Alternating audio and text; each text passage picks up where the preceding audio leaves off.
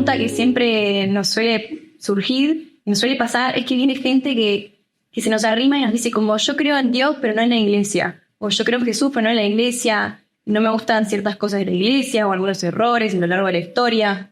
Entonces, ¿qué podríamos cambiar, no sé si cambiar de la iglesia para actualizarnos a la sociedad de hoy? Porque hoy en día como que está mucho más presente el papel de la mujer, o también está el tema de la homosexualidad, que también choca con la iglesia. Entonces, ¿qué se puede cambiar y qué no para no cambiar todo el dogma, digamos? Bueno, en primer lugar hay muchas confusiones. O sea, no hay dogma sobre moral, por ejemplo. En la Iglesia Católica los dogmas no existen sobre moral sexual. O sea, los dogmas son sobre creencias de fe, la resurrección, la creación. En primer lugar, hay mucho desconocimiento, hay mucho prejuicio. La mayor parte de las cosas que se dicen contra la Iglesia, que podemos explorarlas, la mayoría son relatos inventados de la historia, que hay que deconstruir, y eso ayuda mucho al prejuicio. No sé, gente que cree que en la Iglesia se creyó en la Edad Media que la Tierra era plana, y eso es un bolazo. En la Edad Media nadie creía que la Tierra era plana, eso se repitió, y así como tantas cosas. O el lugar de la mujer en la historia del cristianismo, casi nadie lo estudia, y sin embargo es revolucionario, y ahora te puedo contar. Pero con respecto a tu pregunta, tomaría dos cosas. La primera, la Iglesia adaptarse. Bueno, en la Iglesia somos personas, en primer lugar. Entonces, ¿qué quiere decir adaptarse? Bueno, hay cosas que yo no me tengo que adaptar a nadie. O sea, o me crees o no me crees. ¿Te gusta, no te gusta? Tranquilo, sigue tu camino. O sea, eso en primer lugar. La Iglesia tiene una identidad. Hay cuestiones que tienen que ver con la imagen que nosotros tenemos también de lo cristiano. Por ejemplo, si yo tengo la idea de que la Iglesia tendría que adaptarse a cada tiempo, la Iglesia se ha adaptado a cada cultura. Pero yo no tengo que transar el mensaje porque a otro no le guste. O sea, para la Iglesia, Jesucristo es Dios. Y a mí no me parece. Bueno, que no te parezca, seguí tu camino. O sea, el problema es, bueno, la Iglesia se basa en un mensaje de Jesús. Yo no puedo cambiar el mensaje de Jesús. No lo puedo adaptar en el sentido de cambiarlo para que a alguien le guste más o menos. Otra cosa es cómo lo interpretamos a lo largo de la historia. Entonces, el primer tema es, hoy nosotros, lo primero que yo diría a tu pregunta es lo que dijo la Madre Teresa de Calcuta. ¿Qué cambiaría usted de la Iglesia, madre? Le dijeron a la religiosa. Dijo, lo que cambiaría empezaría por mí. Periodista quedó mudo. ¿Por qué? Porque justamente, en lugar de pararnos a ver qué voy a cambiar de la humanidad, bueno, yo empezaría por cambiarme a mí en la Iglesia, por ser mejor. Y de hecho, la Iglesia, por definición, no es un grupo de selectos, de puros o de mejores. Esto le ha hecho mal a la Iglesia. La idea de que tenemos que ser mejores. ¿Qué es la Iglesia por definición? Aquellas personas que, creyendo en Jesús, deciden estar con Él. Es decir, no merecen nada. Estamos acá porque le amamos y porque nos creemos amados. Entonces nadie va a la Iglesia porque sea mejor que otro. Con esto claro se terminan los problemas. O sea, es un club de imperfectos, como dice Papa Francisco. Es decir, es un lugar donde estamos los que creemos en Él. Ojalá que por creer en Él vivamos como Él nos pide. Pero nadie por estar en la Iglesia merece estar aquí, ¿no? De hecho, la Iglesia primitiva es esto. Jesús llama a 12 tipos que nadie los asesoró en recursos humanos. Es decir, lo abandonaron todos, menos uno, el más joven, que quedó al pie de la cruz. Los demás se borraron. Y vos decís, y no eran tipos los más lúcidos que había en la época. Y sin embargo, ¿para qué? Para mostrar que te llamó por amor, no porque fueras moralmente mejor, ¿no? Otra cosa es que la fe cristiana implique un cambio de vida, que no todo el mundo lo logra o no todo el mundo lo vive, pero yo no puedo pensar que voy a ir a la Iglesia porque sea mejor que los demás. Y eso es lo primero. Y después habría que empezar a repasar todos estos temas que tú decías, ¿no? Claro. Y en este sentido, cuando decimos que la fe es un don, ¿cómo lo vinculamos con que, o sea, no es un club de los perfectos y con que como que Jesús te elige? Sí. Eso es complicado porque en realidad está bien. Pensar que la fe es un don puede parecer que Dios a uno le dice vos vas a querer y el otro va a ser ateo porque a mí se me ocurre. No hay un determinismo de que Dios a uno les decide que van a ser creyentes. Eso parte de una concepción de la gracia que es de San Agustín, que es que para creer Dios me tiene que dar la gracia de poder creer. Pero Dios me da la gracia de vivir, me da la gracia de ser, la gracia de amar. Para San Agustín todo es gracia. Y por lo tanto, también que yo pueda creerle a Dios es porque Él me dio el don de creer. Pero eso es para cualquiera. Claro. Eso quiere decir que si yo decido libremente buscar a Jesús y creerle, me va a dar el don de la fe. No es que a unos los predestinó a creer y a otros a ser ateos. Eso sería absurdo. Para eso no tendría sentido la evangelización.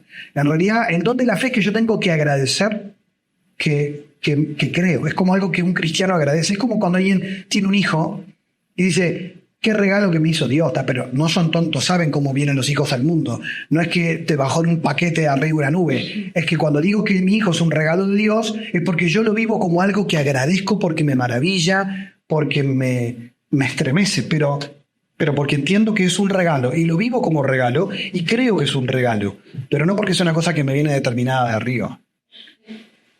Hablando más de los mitos que existen, ¿podrías decirme capaz que un top 3 mitos que tengas entre ciencia y religión o entre, no sé, el origen de la vida, el origen del mundo, Edad Media?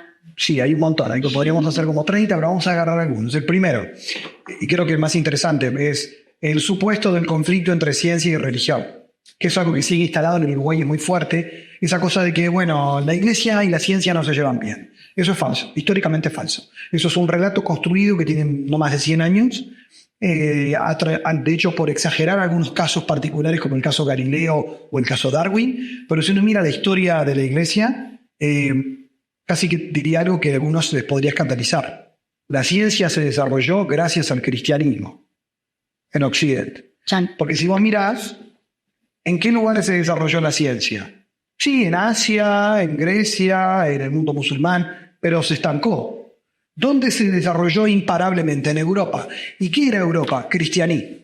Los grandes científicos de la historia de la humanidad, en Europa eran cristianos, Galileo, Newton, Kepler. Y esa gente, ¿por qué hizo ciencia? Porque cuando miraban el mundo y decían, el mundo está ordenado matemáticamente, que eso es un presupuesto, eso no está demostrado científicamente. Que haya un orden matemático, que la matemática preexista, es una creencia. Y ese es un punto de partida de Newton para hacer ciencia, para hacer física, de Galileo para hacer mecánica.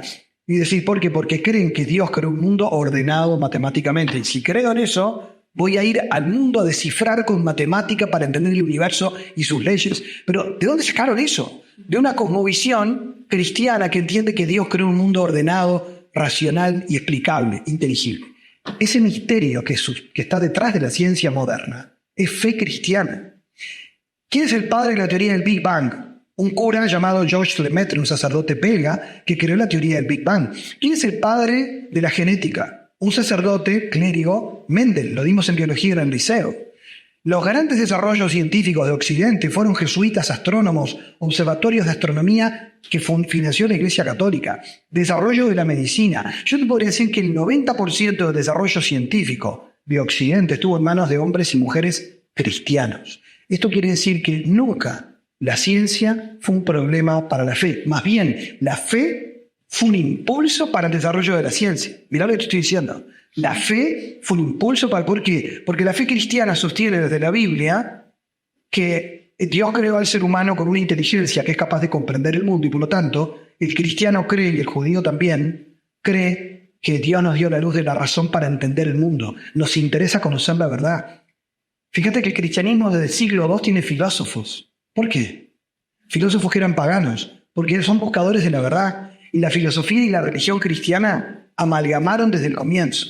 ¿Por qué? Porque el cristianismo es una fe, mira lo que voy a decir, racional. El cristianismo tiene una fe racional. De hecho, el catecismo de la Iglesia Católica enseña que la fe y la razón para un católico no pueden oponerse. Si la fe me dice que algo es blanco y la razón me dice que es negro, algo está mal.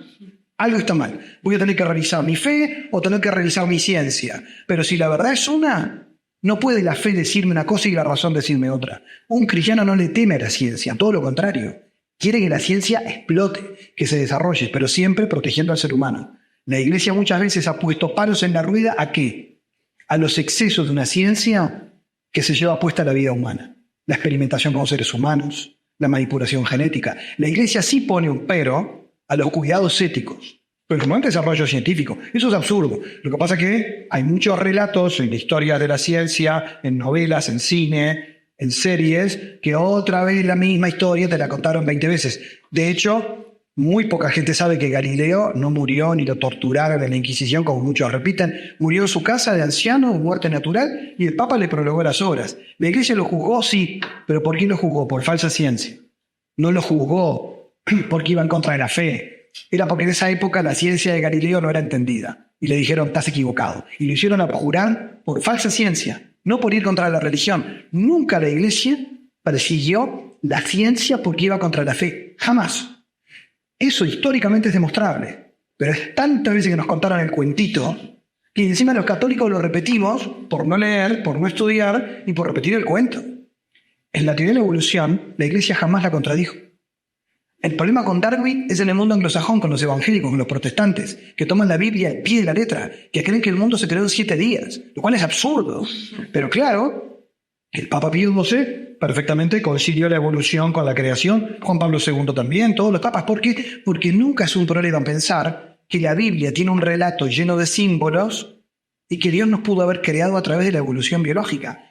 Esto no es que la iglesia ahora se adapta porque le conviene. No, flaco, esto lo dijo desde el origen. De hecho, San Agustín ya interpreta el Génesis de modo simbólico, no literal. Pasa que mucha gente se quedó con la catequesis de niños y con lo que aprendió 8 años, cuando llega a la universidad, no volvió a estudiar la Biblia y dice, pero yo no puedo creer estas pavadas. Y bueno, flaco, tampoco crees en Papá Noel. O sea, vamos arriba. Hay que leer, estudiar y poner al mismo nivel de la vida adulta tu vida de fe. Si no, vas a tener una fe infantil. Que eso es lo que a veces les pasa a los católicos. Se acomplejan porque se dan cuenta que lo que creen es un poquito infantil. Pero es porque no se forman. Por ahí. Ese es un mito grande. Y el segundo grande es el de la mujer. Que a mis amigas feministas, porque yo también me considero feminista en muchos aspectos, las más radicales, que a veces se ponen muy anticristianas, les he pasado unos libros de un sociólogo norteamericano que explica por qué se expandió el cristianismo en el siglo 2, 3 y 4. Gracias a la mujer. Y lo que él demuestra es que la mujer en el cristianismo primitivo se desarrolla sobre todo en Roma, donde las mujeres en el mundo romano y en el mundo griego, que era repatriarcal, a las mujeres las casaban a los 12 años los romanos. Y con quien los padres querían, arreglo de familias. Y los griegos también. La mujer era parte del inventario del varón en la cultura antigua. Era parte del paquete. De hecho, algunas culturas, si se moría el señor, lo enterraban con sus bienes y la esposa viva adentro también. Porque eso es parte de su inventario. Entonces uno dice, bueno, esas eran las culturas antiguas, paganas, que a veces romantizan las películas, como que parece que antes del cristianismo eran todos el paraíso del Edén, eran las bestias. Y llegó el cristianismo, y lo que dice es el cristianismo, todos los seres humanos tienen la misma dignidad. Dios nos creó hombre y mujer con la misma dignidad. Por lo tanto, las mujeres cristianas se casaban con quien querían, a la edad que querían, y eran mucho más libres que las romanas. Tal es así que había más mujeres en el cristianismo porque se convertían, porque era un lugar igualitario, de dignidad, que no encontraban en sus casas. Las familias las perseguían. Los romanos mataban a sus hijas mujeres si eran primogénitas. Les daba vergüenza tener una hija mayor mujer. Está lleno de fosas comunes encontradas en Roma de bebés hembra. Así lo determinan. Y de hecho se le decía a la mujer, si estaba embarazada, hay una carta de un romano que le escribe a su esposa, si es un varón, cuídalo, si es una hembra, elimínala. Pero la mujer lo tomaba con naturalidad porque era su cultura. Y en cambio el cristianismo rompió esto. Los cristianos a sus hijas mujeres las querían, las cuidaban, no las mataban, las dejaban casarse con quien querían. ¿Y qué terminó pasando? Que las familias romanas, cuando encontraban una mujer, era cristiana. Y dice Rodney Stark, que es Rodney, no es Tony Stark el de Iron Man, es Rodney Stark, que es un sociólogo norteamericano que dice, las mujeres de esa época, como eran cristianas, terminaron evangelizando a sus maridos. Y el cristianismo se expandió gracias a la mujer. Era una ventaja en el mundo antiguo ser mujer y cristiana. ¿Eso lo sabe el feminismo contemporáneo? Ni pálida idea. El cristianismo es el inventor de la igualdad entre el hombre y la mujer. En todas las culturas del globo. Recorre Asia, África, lo que quieras. Te lo apuesto. El que inventó la igualdad es el cristianismo. Que después la Iglesia incorporó el machismo greco-romano del mundo medieval, porque leyó mucho Aristóteles y Platón, y el machismo penetró en la Iglesia y terminó, porque Aristóteles dice que la mujer es un hombre incompleto. No se quemen con Aristóteles. Digo muchas cosas que están mal, pero a otras están bien. Y entonces, cuando la Iglesia se vuelve machista, hasta el día de hoy, tiene comportamientos machistas. Pero hay que decir que el cristianismo es la fuente de la idea de la igualdad. Entonces, hay que distinguir el mensaje cristiano de los comportamientos de la Iglesia. Que hay mucho por mejorar y mucho por cambiar, pero son cosas distintas. No es el fundamento de la religión lo que trae el machismo, sino el machismo cultural que contaminó la religión. Es al revés. Pero todo esto para muchos es una novedad y lo sé, ¿no? Claro, ¿y crees que en algún futuro podría llegar a haber puras mujeres? Ni idea, pero Lo que sí me parece que en la discusión sobre el sacerdocio femenino casi nadie le agarra este tema. No. Me tiraste el fierro caliente, gracias, pero casi nadie agarra viaje con esto. A veces es mejor que lo conteste una teóloga mujer, pero te voy a decir lo que le escuché a una teóloga mujer uruguaya, Emilia Conde, que se lo escuché hace muchos años, y ella dijo algo que me encantó, dijo, que el sacerdocio sea masculino es una cuestión de tradición, porque Jesús eligió a 12 apóstoles. Puede gustarte o no, pero los eligió simbólicamente como para su ministerio. Pero eso no significa que los que son presbíteros tengan todo el poder, como ha pasado históricamente, porque puede haber sacerdotes hombres y mujeres liderando la iglesia que no sean sacerdotes. De hecho, en algunos países de Europa, como en Alemania, hay teólogas dándole clases a los sacerdotes, porque son doctoras en teología, y son laicas, madres, y que son teólogas expertas en hebreo o griego, pero porque en Alemania los que estudian teología no son solo los sacerdotes. Pasa que en América Latina parece que solo estudian teología los curas, entonces los laicos siempre van a preguntar. Y a veces el cura estudió hasta poco porque no le interesaba ser sacerdote y no le gusta el estudio, y encima te puede decir un disparate. Entonces, es verdad que esa asociación entre cura, poder y estudio es un producto histórico. Eso perfectamente no tendría por qué ser así. El sacerdote podría dedicarse a celebrar la misa, los sacramentos, ser un gran pastor de almas, es su misión, y la mujer puede tener un liderazgo en la iglesia muy superior y no tiene por qué ser sacerdote. Entonces, Emilia decía, ojo, hay que distinguir, una cosa es que la mujer tenga espacio para el poder en la iglesia, que no tiene por qué ser sacerdote, pero puede tener un espacio para el poder, que es distinto.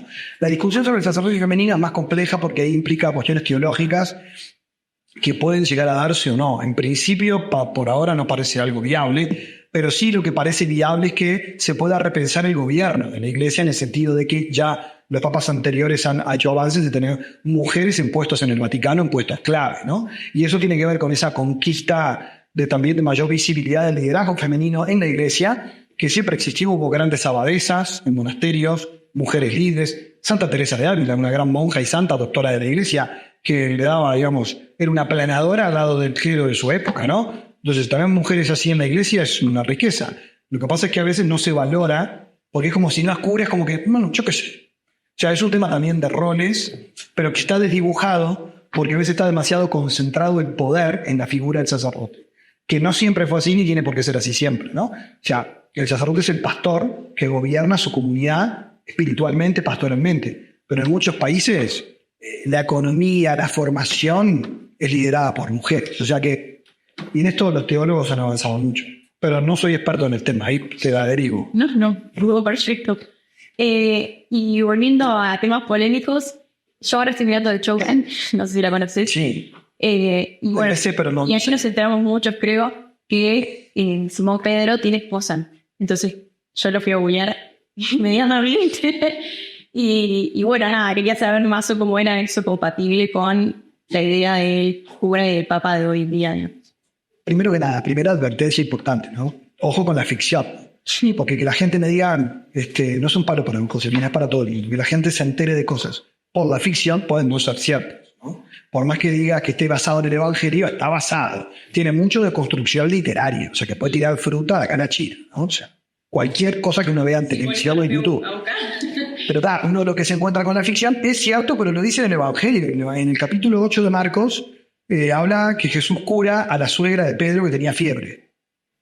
Y después la suegra lo sirve. O sea que la Biblia habla de la suegra de Pedro. A ver, Jesús cuando llamó a apóstoles le dijo, mira, estaba buscando célibes. No, o sea, te llama a vos y los encontró como los encontró. Habría uno que era soltero porque era más jovencito, el otro estaba casado, capaz que había algún viudo, yo qué sé.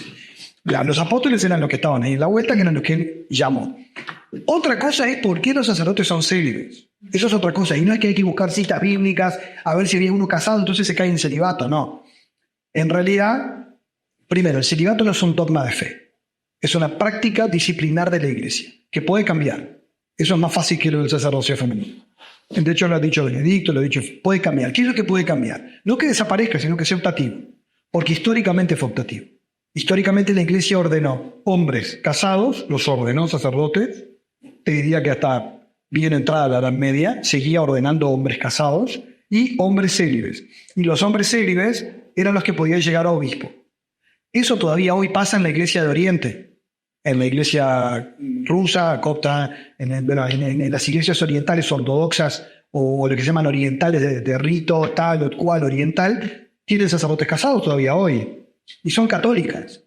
Entonces, el tema es, no es un problema para la iglesia eso. La iglesia decidió, en el rito latino, romano, en el que estamos en Occidente, que los sacerdotes, si quieren ser sacerdotes, tienen que ser célibes. No se pueden casar. Ahora, ¿por qué no se pueden casar? ¿O por qué el celibato es una opción válida? Porque Jesús fue célibe. Está demostrado históricamente, arqueológicamente, que Jesús fue célibe. No, porque el Código da Vinci, que es una novela que cualquier golazo, pero que dice, no, que Jesús capaz que con María Magdalena. Mirá, si Jesús, en la época en que nació y vivió, los apóstoles, el mejor marketing para vender a Jesús era que Jesús tenía hijos y mujer. ¿Sabes por qué? Porque en la cultura de Jesús los judíos veían como algo, como un signo de la bendición de Dios, que tuvieras esposa e hijos, larga descendencia, prosperidad económica y larga vida.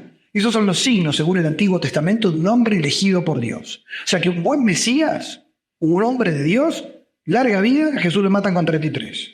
Prosperidad económica, marchamos, no tiene dónde recostar la cabeza. Descendencia, marchó, célibe. O sea, Jesús tiene las tres pobrezas. O sea, el celibato de Jesús es un signo de pobreza, no de pureza. Mucha gente, no, claro, el celibato es como que estás en una especie de burbuja. No, porque para la Iglesia Católica el sexo no es pecado dentro del matrimonio.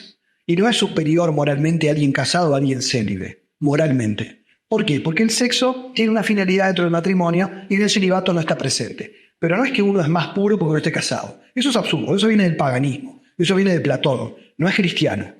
Un cristiano entiende que todos estamos llamados a ser santos en una vocación distinta. Por lo tanto, el sacerdote elige el celibato por pobreza, para imitar a Jesús y decir, yo me desprendo de algo bueno para dar testimonio de la pobreza de Jesús y de que mi vida no posee nada para sí. Es un testimonio radical de pobreza. Es precioso el celibato, pero como testimonio de pobreza. Porque si se lo ve como testimonio de pureza parece una élite.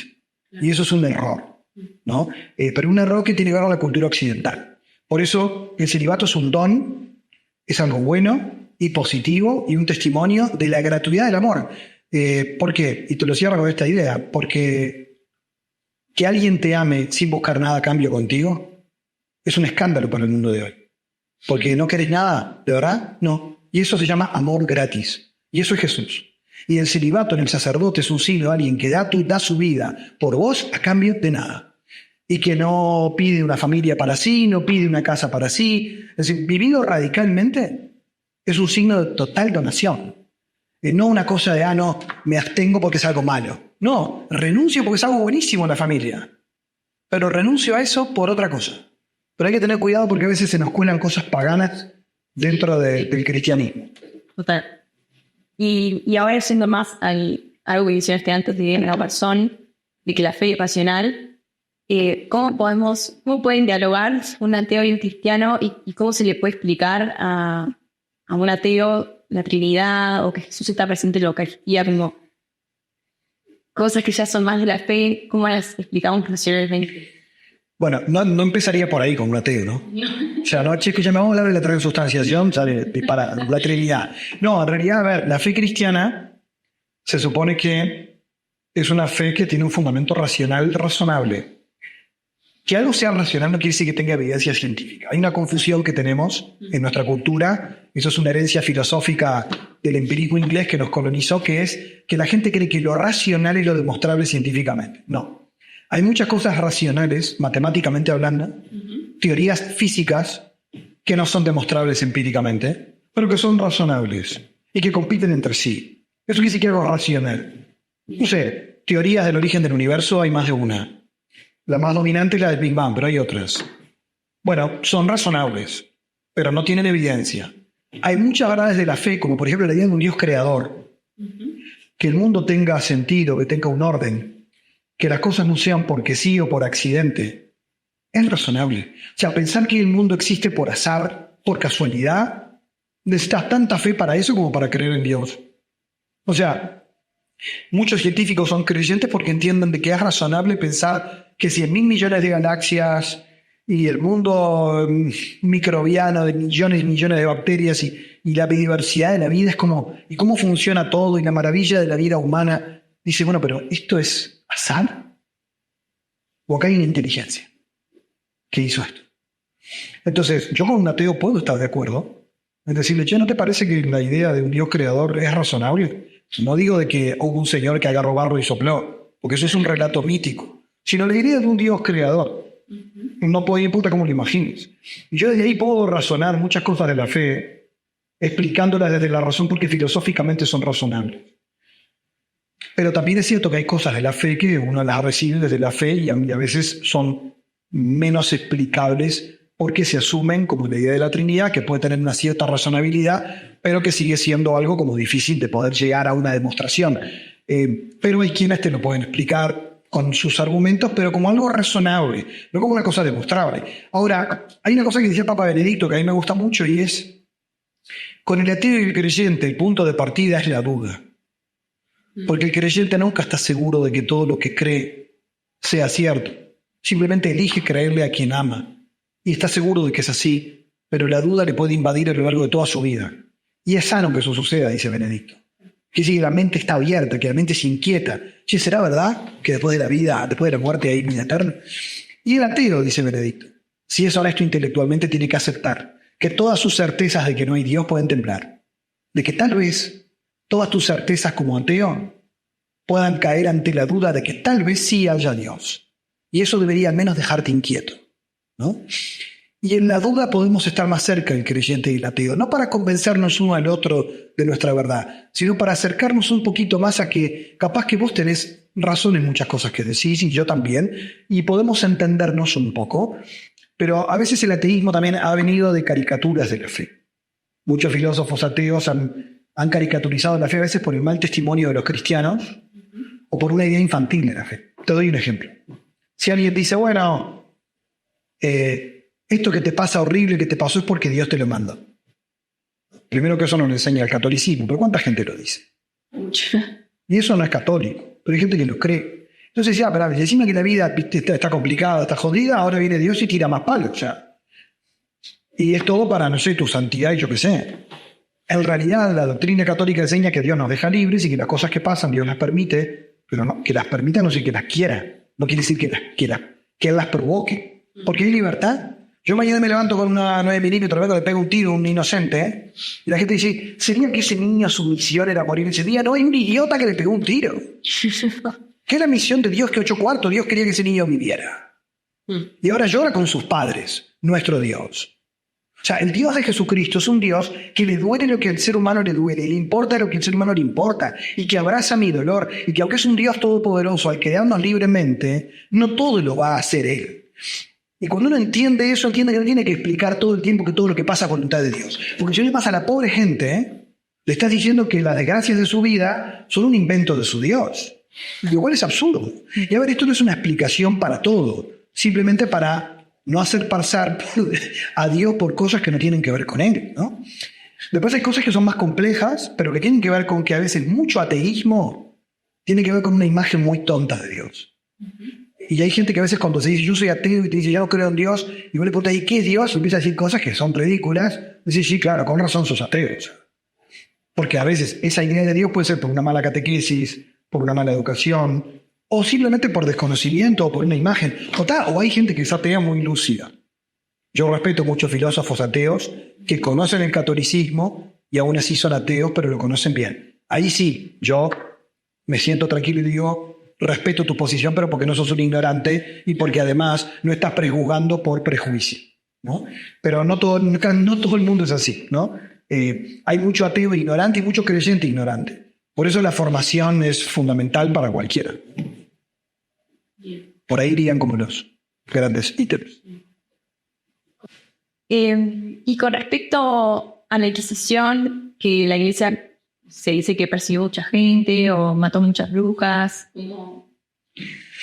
Bueno, ese es otro de los grandes mitos históricos que tiene parte de verdad, pero te lo cuentan de un modo muy sesgado, ¿no? A ver, hay que separar cosas. Por ejemplo, la Inquisición no quemó brujas. La Inquisición es anterior a la quemando. La Inquisición, primero que fue, como dice un historiador, un paso evolutivo en la historia de la humanidad. Y algunos miramos, este tipo, ¿cómo puede decir esta bestialidad? Porque la Inquisición fue un invento de juicios, que obviamente comparado con el hoy era un desastre, pero donde por lo menos te preguntaban antes de condenarte. Eran juicios. A su tiempo, a su época, donde la persona tenía que tener testigos y donde tenía que haber un proceso. Y claro, terminaban en una pena de muerte porque muchas veces, no siempre, muchas veces en esos países de Europa, en pleno mundo medieval, recomponiéndose, ¿a quién le pedían que hiciera ese trabajo? No nos olvidemos, Edad Media, en el siglo XI, la Iglesia y el Estado estaban unidos. O sea, el Estado era confesional. Entonces no imaginemos a la Iglesia como institución de hoy. No, era el Estado alemán, español, o sea, era el Estado el que perseguía a cualquiera que fuera un disidente con la doctrina del rey.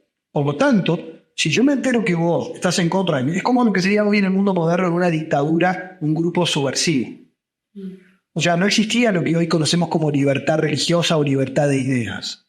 En la Europa medieval, los estados todos siguen la misma línea de su rey. Por lo tanto, si vos estabas en contra, te iban a procesar. ¿Y a quién le van a preguntar si tu doctrina es rara? A los que saben, los curas. Entonces los tribunales se generaron dos tipos de tribunales, tribunal civil y tribunal eclesiástico. Si era un delito civil, ponele, robabas, ibas para el tribunal civil y allá te agarraban lo que sería la policía y fiscalía de la época.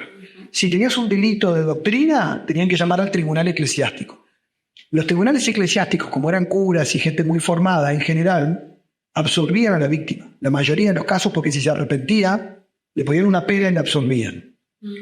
Y además, la mayoría de esos procesos eran mucho más prolijos que los civiles, que venía el tribunal civil, el pueblo quiere a la bruja, que no era una bruja, una señora que hacía té, pero como andaba con suyo, le dijeron, ¡bruja! Y además, como justo llovió 3 días, dijeron, debe ser que hizo un maleficio, la pobre mujer, a un palo, y la querían quemar. Y el tribunal civil tenía todo el pueblo queriendo quemar y decían, bueno, sí, está, y bueno, la encontramos culpable, porque ¿con qué paras a la horda? Y quemaron gente. Está estudiado que en los tribunales civiles el 100% terminaban ejecuciones y los tribunales eclesiásticos no. ¿Sabés qué terminó pasando? La gente que afanaba decía que estaban endemoniados y decía herejías. Así marchaban al tribunal eclesiástico. No la pasaban tampoco tan bien. Pero era más seguro que el tribunal eclesiástico te perdonara que el tribunal civil. Con lo cual, para la época, era una seguridad para la gente. Mirá lo que te estoy diciendo. Para la época. ¿Que hubo abusos? Como hay hoy. ¿Que hubo excesos? Como hay en todo tiempo. Y de esos excesos se construyó el relato en plena ilustración, tomando los casos más horribles, como que eso era todo el tiempo. Y eso no es la historia. Eso no es la verdad. Eso es la Inquisición resumido rápido. Pero después vino la quema de brujas, y la histeria con las brujas no es de la Edad Media. En la Edad Media no había quema de brujas. Fue en la época moderna, donde, en la época moderna, siglo XVI al XVIII, ya había reforma protestante. Y si bien hubo quema de brujas en países católicos, la mayor parte de las víctimas fueron en países protestantes, porque son más histéricos con el tema del demonio, lo ven en todos lados, y de hecho las brujas de Salem es el mundo anglosajón. Si vos mirás las cifras, por ejemplo, en España por brujería quemaron unas 59 personas en 300 años, 59. ¿Sabés cuántas en Alemania? 25.000. Entonces ahí uno entiende que la quema de brujas no hay que asociarla a la Iglesia Católica, sobre todo, sino a Lutero y al mundo protestante. Pero esto es cosa que casi nadie... es lo mismo, más o menos, la Iglesia. No. Entonces hay que hacer una distinción entre a quién se persiguió, cuándo, dónde y cómo. Entonces, en realidad, los procesos católicos siempre fueron más prolijos. A ver, no estoy diciendo que estaban buenísimos, ¿no? Pero sí que a veces te lo zampan así, en la Iglesia, en la Inquisición que mató millones. No mató millones, eran miles, y además no fue la Iglesia Católica, fue el Estado, que además tenía un tribunal religioso. O sea, no podemos comparar como si fuera la Iglesia hoy, eso es absurdo. Pero claro, el relato se instala. Claro. Y hoy en día que la gente dice como que la Iglesia se opone a los derechos humanos con el tema del aborto y la eutanasia, ¿podríamos hablar ahora? Sí. Bueno, a ver, la Iglesia Católica se opone a los derechos humanos. Eso es absurdo, porque los derechos humanos están fundamentados en la fe cristiana. De hecho, los derechos humanos son un invento de la cultura occidental, cuyo fundamento es un concepto cristiano. ¿Cuál? Que todo ser humano tiene la misma dignidad. Eso es un invento de la Biblia, que en las otras culturas no existe, y que esa idea de que todos tenemos la misma dignidad es cristiana, es judeocristiana. Eso se retoma en el siglo XX después de los nazis, y el que lo armó filosóficamente fue Kant, que entendió, pero eso porque Kant era cristiano, era protestante, que entiende que, pero lo fundamentó racionalmente. Todo ser humano tiene la misma dignidad. Los seres humanos no son cosas. En ese fundamento se sostienen todos los derechos humanos. Por lo tanto, dicho la Declaración Universal, uno de los grandes autores fue Jacques Maritain, que es un filósofo católico de los más importantes del siglo XX. Es redactor de la Declaración Universal. Jacques Maritain, nadie sabe quién es. Filósofo católico más importante del siglo XX. Re católico. Y vos decís, bueno, ¿y qué pasó ahora? Bueno, fíjate que los derechos humanos hasta hace poco, el aborto, matar a un ser humano en gestación era un atentado contra el derecho a la vida. Y hay pactos internacionales de derechos humanos, como el Pacto de San José de Costa Rica, el cual Uruguay ratificó, que es del 66, que dice que la vida es desde la concepción en adelante, hasta su término natural. Por lo tanto, según el Pacto Internacional de Derechos Humanos del 66, el aborto atenta contra los derechos humanos. Pero Uruguay tiene una ley de interrupción voluntaria del embarazo, con lo cual va de frente, colisiona con un pacto de derechos humanos. O sea que lo de que el aborto es un derecho humano es un invento de los últimos años y además más bien retórico-político. Es retórica política. O sea, matar a un ser humano nunca es un derecho. Lo que pasa es que colisionan dos derechos. El derecho a la vida del no nacido y el derecho de la mujer a decidir sobre su propio cuerpo.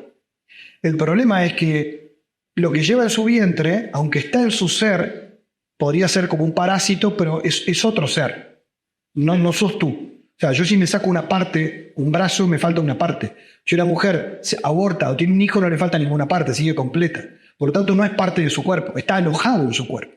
Y eso es biología pura. Por lo tanto, que después una sociedad discuta cuándo abortar o no, lo que terminás viendo, como pasa en Colombia, que hasta los 6 meses se puede abortar, y en algunos países hasta el último mes, cuando esos niños pueden nacer prematuros, es que, ¿quién define a partir de cuándo? 11 semanas, semana 12, semana 14. Pero es súper arbitrario porque estás hablando que es un renacuajo y a partir de la semana 12 es un ser humano. O sea, ¿es un ser humano o no es un ser humano? Desde que existe hasta que deja de existir. Ese es un argumento filosófico, no es un argumento religioso. A mí lo que a veces me aburre es que digan que el argumento contra el aborto es religioso. A ver, una persona creyente puede decir, y yo creo que además la vida la regala Dios. Sí, todo bien, pero yo puedo ser ateo y razonar que es un ser humano o no es un ser humano. No, pero es que como no tiene conciencia, cuando yo duermo tampoco, entonces me puedes limpiar. No, pero lo que pasa es que no, todavía no es consciente de lo que no es libre. Bueno, sí hay gente que tiene una discapacidad muy similar y sin embargo la respetamos. Entonces es súper complejo, porque vos lo que terminás diciendo es una sociedad que justifica, es un conjunto de células, vos y yo también lo somos. Entonces, o sea, ¿cuál es la diferencia? La diferencia ¿es un ser humano o no es un ser humano? Si es un ser humano, tiene derechos. Lo que están diciendo con estas leyes es que hasta tal fecha no es un ser humano. ¿De qué otra especie es? Sí. Es de otra especie. Entonces, el argumento, a mí lo que está bueno que los católicos entiendan es que para estos temas no tienen que argumentar con Jesús, la Biblia, porque al ateo, ¿qué le importa lo que diga Jesús? Pero debería poder razonar, como sabe que 2 más 2 son 4, y pensar, ¿esto qué es? ¿De qué estamos hablando? O sea, ¿me vas a decir que no es de la especie humana, por lo menos? ¿Me lo vas a negar? Entonces, no es un tema de argumento religioso, es absurdo. A veces los católicos pierden en los debates públicos cuando se dejan meter en ese baile donde les dicen, pero vos porque sos católico. Sí, me gusta el chocolate y las artes marciales. ¿Y eso qué tiene que ver con lo que estamos discutiendo? Nada. Porque yo podría ser ateo y decirte exactamente lo mismo. De hecho, tengo amigos médicos ateos que piensan igual que yo. Y hay católicos que están a favor del aborto también. Y lo sé. Por lo cual, esto no tiene que ver con la fe. Tiene que ver con cómo concebimos la dignidad humana. Y con el tema de la eutanasia pasa lo mismo. O sea, el tema de la eutanasia es mucho más complejo, pero en realidad, aclaremos 2 cosas súper relevantes con esto que confunden mucho. En Uruguay tenemos una ley que permite que si yo quiero dejar de vivir y no estar enchufado a una máquina, puedo hacerlo. Y eso no es eutanasia. Yo digo, ¿sabes qué? No me conecten a una máquina. Y eso es mi derecho. Se llama Ley de Derechos del Paciente y de Voluntades Anticipadas. Son 2 leyes donde yo digo, no quiero vivir más. Lo que no pueden es matarme. No pueden venir con una inyección y matarme. Eso es homicidio hoy. Si hay ley de eutanasia, eso pasaría a ser legal. Que alguien venga y me mate porque yo lo pida. Y el proyecto de ley uruguayo no es para enfermos terminales, como suelen decir. También incluye a personas con discapacidad. El proyecto de ley. Que la gente ni lo lee ni a los legisladores a veces lo leen. Y lo votan a mano alzada. Entonces la pregunta es, me dicen, pero es un derecho. ¿Qué es un derecho? Definime qué es un derecho. Un derecho es que si yo quiero morir, que otro me mate porque estoy sufriendo. Bárbaro. Entonces, ¿por qué no legislamos que todo el que se quiera suicidar puede ir a la mutualista? No, porque, pero solo si es viejo, enfermo y con discapacidad. Entonces es discriminatorio. No, pero en realidad está sufriendo aliviar, ¿no? Pero se quiere morir, como cualquier suicida. ¿Y qué vas a hacer? ¿Vas a discriminar que a uno les permitís el suicidio y a otros los matás tranquilo porque era lo que ellos querían? Tengo que ser empático. Entonces con el que se quiere suicidar, como es empático, le digo, tirate, dale, tranquilo, yo te acompaño. Eso es empatía. Es una estupidez. Lo que pasa es que hemos comprado la idea de que hay vidas que ya no vale la pena que vivan. Ya cumpliste con la patria. Tenés 80 años, mira cómo estás. Ya está, dejar a tus hijos tranquilos, que vivan y no los cargues. Sos una carga. La gente se siente una carga. De hecho, la gente dice, yo quiero eutanasia porque no quisiera una carga para mis hijos. Qué bien. Vos le cambiaste los pañales a ellos, no te los puede cambiar ellos a vos ahora. ¿No te pueden devolver el amor al final de la vida? ¿No pueden hacer algo por vos que te humilla eso acaso? Pero el problema es que es una sociedad hipócrita donde cree que matar a otro es un derecho. Lo que pasa es que se lo cargo en otro, es el otro el que no, es el que decidió.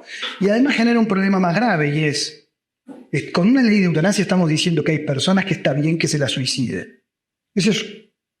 Le pasó en un programa de televisión hace poco que dije la eutanasia es matar. Y ahí me dijeron, ¿por qué decís que es matar si no es matar? ¿Qué es? ¿Un pasaje a la banda? O sea, si te dan una inyección y te morís, ¿qué es eso? Entonces yo creo que una de las cosas que le pasa al cristianismo hoy, los obispos lo han hecho muy bien, es explicar que sus razones de oposición a eliminar vidas humanas no es un argumento esencialmente religioso. Es un argumento de respeto por la dignidad de toda vida humana. Porque si una vida humana no vale la de nadie. Y si no protegemos la vida de los más vulnerables, mañana vienen por mí. Y encima me van a convencer que quiero lo mejor para mí. Como pasa en algunos países donde dicen, che, Josefina, mirá cómo está tu familia, ¿por qué no terminamos rápido con esto? Enfermeros que lo hacen. Y además ellos sienten que son empáticos, no sienten que sea mala gente. El cambio cultural es tan grande que la gente cree que estar a favor de la eutanasia es ser empático y sensible. Es el nivel de lo absurdo al que estamos llegando. Y esto no es por un tema de religión, es por un tema de falta de pensamiento, de reflexión filosófica. Por eso la formación es fundamental. Bueno, y ahora que hablaste de sufrimiento y de empatía, ¿cómo podemos ayudar a la gente que de repente le pasa algo y dice por qué Dios permitió esto, o que se preguntan por qué Dios permitió que venga Hitler y haga todo lo que hizo? Entonces, ¿cómo vinculamos el problema del mal con Dios que es bueno y que nos ama y que es todopoderoso? Sí, esa pregunta la tenían algunos filósofos antiguos que decían, si Dios es todopoderoso y no vence el mal, entonces no nos ama. Claro. Y si Dios nos ama y no puede contra el mal, entonces no es todopoderoso. Eso es un clásico argumento de Hume. Pero lo que sí es interesante es que el Dios cristiano, el Dios del cristianismo, es un Dios que como ama, para amar vos tenés que bajar la guardia. La única manera de amar que tenemos los seres humanos es siendo vulnerables. De hecho, mucha gente tiene miedo a amar porque amar me expone, porque tengo que bajar la guardia. Y entonces a veces prefiero como no amar para que no me lastimen. Entonces un Dios que es amor es un Dios que se expone a que lo lastimen, a que le den la espalda, a que no lo tengan en cuenta, a que no lo elijan. Porque lo más lindo del amor es que el amor es libre. Y por lo tanto, si alguien te ama, lo bueno es que pudiendo no elegirte a vos, te elija. Que pudiendo no quedarse contigo, se quede contigo. Eso es porque te eligió. Quiere decir que si el amor es libre, el amor te expone a que te rechacen. Entonces, de hecho, la cruz de Cristo en el cristianismo es eso, es el reflejo de un Dios que ama y lo da todo, aunque le escupan en la cara y le digan no te queremos y te vamos a reventar. Bueno, ¿saben qué? Les voy a perdonar igual. O sea, ese es el amor cristiano. Que no es un amor tonto de que tengo que poner la otra mejilla todo el tiempo. Es una capacidad de amar, de bajar la guardia. Entonces, ¿qué sucede? Eso es un misterio siempre para el cristianismo. No es que tengamos todas las respuestas. Lo que sí está claro es que hay unas verdades de fe que las tenemos que aceptar o que las aceptamos. Dios es amor, nos ama, nos crea libres. Por eso hay muchos males que San Agustín explicaba desde la libertad, porque aunque Dios le duelan, no lo va a impedir, porque nos estaría dominando como títeres. Y después hay males que, si bien no son fruto de la libertad, son producto de la naturaleza y del límite natural que nosotros vivimos como un mal. La enfermedad, la muerte. Pero tal vez desde la perspectiva de la fe, puedan vivirse simplemente como eso, como límites. Y no nos gustan los límites. Ese es el mito del Génesis. A Adán y Eva lo que no les gusta es el límite. Quieren ser como Dios.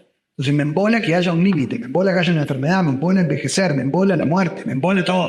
Quiero ser todopoderoso. Bueno, ese es el mito de Adán y Eva. Es el relato, el mito quiere decir lo que está detrás, ¿no? El mensaje, ¿no? Y el mensaje es, queremos ser Dios. Y cuando no lo puedo, me frustro, fracaso. Quiero ser lo que no soy. Y la mejor manera de aprender a vivir es aceptar mis límites, aceptar la muerte, aceptar el dolor, pero no como algo genial. Por eso también, dice un filósofo contemporáneo, Byung-Chul Han, un coreano, dice, cuando hay pocos relatos que den sentido, la gente sufre más. Y el umbral del sufrimiento es cada vez más bajo. La gente no tolera nada. Me deprimí y pido ayuda porque se me rompió el iPhone. Entonces, pará ya. El problema es que todo me molesta, todo me pone mal, todo me angustia. Bueno, pero a ver, vamos a levantar un poquito. El problema es que como estoy muy confortable y no hay nada que me dé sentido, cuando algo me hace sufrir, me pongo mal y no entiendo. En cambio, cuando hay un sentido, cuando hay un para qué, la gente es capaz de atravesar sufrimientos intolerables. Mira, y no digo que haya que ser masoquista, ¿no? Y que haya que sufrir, pero decía Viktor Frankl, cuando el sufrimiento es inevitable, lo único que queda es qué actitud vas a tomar ante él. Y ahí es que vos decidís cómo vivís lo que te toca vivir. Y en general es el amor el que hace que el dolor duela menos. Pensar en una persona que por amor a sus hijos se sacrifica y hace cosas que no haría por plata, pero lo hace por sus hijos. Y eso le gratifica. Pensar en personas que a veces sufren acompañando a alguien y ven su dolor, pero le llena el alma estar al lado y saber que yo te acompaño y que te ama. O sea, el amor hace que el sufrimiento se pueda atravesar de otra manera, si no es intolerable. Y entonces el mensaje del cristianismo no es hay que sufrir. No, pero cuando toque sufrir, solo el amor salva. Solo el amor rescata. Pensá que cuando alguien sufre, a veces, cuando alguien está mal o le pasan cosas terribles, solemos decirle, bueno, tranquilo, mirá que hay cosas peores. Es lo peor que puedes hacer. ¿Cómo le vas a decir eso? Si estás sufriendo, alguien que está sufriendo, me pasó que hay una persona que yo conocía cuando era adolescente le decía, ay, porque lloraba porque había perdido un examen. Pero hay gente que le mataron a la familia y vos estás llorando por un examen. Bueno, pero no es la idea. O sea, el tema es, si yo estoy sufriendo, lo que necesito es que alguien me abrace y me diga que está conmigo. Punto. No necesito que me explique nada. Y de hecho el cristianismo no responde a todas las preguntas que tú me haces. No responde a la pregunta por el mal a fondo. O sea, Jesús no explicó el mal. Jesús lo venció con amor. Entonces, ante el mal que no entiendo, lo que queda es amar hasta el final. Porque el amor rescata, el amor salva en todas sus formas. Hay un proverbio chino de la mística taoísta que dice que el amor no tiene cura, pero lo cura todo, ¿no? Hay una sabiduría universal en esto de amar. Y hoy a veces me pasó otra vez en un programa de radio que hablábamos del famoso que está de moda poliamor, y yo decía, para provocar, que el poliamor no es amor, es egoísmo, es miedo a amar. Porque en el fondo es, como tengo miedo de un vínculo profundo que me pueda lastimar, prefiero tener acuerdos superficiales donde en realidad no me involucro, entonces no me destruyen, y entonces me siento libre, y en realidad soy un miedoso que quiere vivir dentro de un tupper y que nadie le pueda el corazón. Pero el amor en serio es amar a fondo perdido, y eso te expone. Claro, obviamente, muchas veces el poliamor ha surgido como respuesta a relaciones obsesivas, patológicas, de gente narcisista que usa al otro como si fuera su propiedad. Nadie es propiedad de nadie, el amor es libre. Pero el amor es libre si es maduro, de que yo elijo amarte y quedarme contigo, no porque me obligues, no porque me manipules, no porque seas celosa, no porque seas celoso, sino porque yo te elegí. Entonces, el amor maduro se entrega en exclusividad, por supuesto. No es esa cosa de me quedo en la góndola del súper. Por eso, cuando uno piensa en Dios y en el sufrimiento, te cierro esta idea con un pensador judío que cuando en la Segunda Guerra Mundial lo hablabas de Hitler, persiguieron a los judíos, este hombre se encerró sobrevivió en una bodega abandonada y escribió con un punzón en la madera una respuesta enigmática. Creo en el amor aunque ya no lo sienta, creo en el sol aunque ya no lo vea, creo en Dios aunque ya no me hable. Y no sabemos nada de ese hombre, ¿no? Pero esa es la experiencia de María al pie de la cruz, de que Dios me prometió que iba a ser grande, pero María no tenía el Evangelio escrito para saber el diario del lunes. Te están matando a tu hijo, a tu único hijo, y te lo están desangrando delante tuyo, te lo están reventando, y se murió. O sea, no tenés el día, no, me que va a resucitar. Sí. O sea, hay una imagen muy potente en el Evangelio de una madre que ante la oscuridad no tiene respuestas. El Dios que me prometió no cumplió lo que prometió, pero sin embargo creo, aunque parece que no cumple. Y la promesa se cumple mucho después, porque María cree en el Dios que le prometió, porque no entendió la promesa. Pero entonces la fe cristiana es una fe que es capaz de atravesar la noche oscura, pero no por ingenuidad, sino porque entiende de que aunque no comprenda ahora, el amor tiene la última palabra. Y esta es la fe cristiana en la resurrección. La muerte no tiene la última palabra, eso es lo que los cristianos creemos. Entonces, claramente, la idea de que el amor vence a la muerte y el amor es el que da sentido al sufrimiento. Sufrir por sufrir es absurdo. Sufrir por amor siempre vale la pena, pero sí por amor. Pero no porque me hagan pelota a mí, no porque yo tenga que decirle a la gente, che, salgan a amar para sufrir. No, porque se supone que lo más lindo de amar es que a quien yo ame me cuide, me quiera, pero otra cosa es que yo piense que para amar no va a haber dolor. Madre Teresa de Calcuta decía, ¿no? Cuanto más grande es el amor, más grande es el dolor. Por eso tenemos miedo a amar, pero paradójicamente lo que nos hace más felices, vivir para otros. Porque el que vive para sí en una cultura narcisista, yo, hay gente que dice, yo tengo que ser feliz, yo tengo que pensar en positivo, yo tengo que vivir para mí. Y ahí lo tenés, ansiedad, depresión, todo el día en una locura tremenda. ¿Por qué? Por ir al spa, por estar bien, por no sé qué, por estar bien la dieta, no sé qué. Todas esas obsesiones, ¿sabés? Que son producto de una terrible soledad. Cuando vos te sentís acompañada en la vida, te importa 3 carajos si te fue bien en todo, si no te va mal en algo, porque sabes que eso es importante para alguien. Y yo creo que la fe cristiana lo que más nos da es saber que somos importantes para alguien y que somos amados siempre. Por eso un cristiano en serio tiene que ser una persona feliz naturalmente, porque aunque sufra, sabe que es amado y que no importa lo que pase, nunca estoy solo. Y esa es la respuesta del cristianismo a todo sufrimiento. No estás solo. Y bueno, y te agradezco este espacio de poder compartir algunos titulares de temas que son mucho más profundos. Muchas gracias a ti.